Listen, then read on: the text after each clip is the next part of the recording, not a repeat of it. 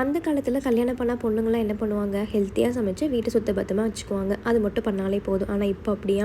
Italy, Chinese, நியூடில்ஸ், fast ஃபுட்னு எல்லாமே சமைக்க தெரிஞ்சிருக்கணும். இது வரைக்கும் யாருமே பண்ணாத ப்ராஜெக்டை நெட்டில் தேடி பசங்களுக்கு பண்ணி கொடுக்க தெரிஞ்சிருக்கணும். நம்ம 10வது படித்த கணக்கு இப்போ 3வதுலேயே அவங்க பண்ணுறாங்க. அதை சொல்லி கொடுக்க தெரிஞ்சிருக்கணும். இதே 12வது படிக்கிற குழந்தையாக இருந்தால் அடுத்தது நீட்டாக இல்லை வேறு என்ன கோர்ஸ்னு அனலைஸ் பண்ண தெரிஞ்சிருக்கணும். ஹஸ்பண்டோட டேஸ்ட்டுக்கு ஏற்ற மாதிரி ஸ்லிம்மாக மாடர்னாகவும் இருக்கணும். இல்லைன்னா தலை நிறைய பூவை வச்சுக்கிட்டு குடும்ப குத்துவலுக்காகவும் இருக்க தெரிஞ்சிருக்கணும். அம்மியில் வச்சு அரைக்கிற மிளகா சட்னியை தெரிஞ்சுக்கணும். ஐஃபோனில் இருக்கிற லேட்டஸ்ட் டெக்னாலஜியும் தெரிஞ்சிருக்கணும். ப்ரொஃபஷனல் அட்வைஸ் பண்ணுற பிஏவாகவும் இருக்கணும். அடுப்பில் வேலை செய்கிற ஆயாவாகவும் இருக்கணும். நாட்டு நடப்பு தெரியணும். நாட்டு வைத்தியம் தெரியணும். வீட்டை மியூசியம் மாதிரி வச்சுக்கணும். இது போக எத்தனை வேலை செஞ்சாலும் சோறு மட்டும் தெரியாமல் சிரிச்சிட்டே இருக்கணும்.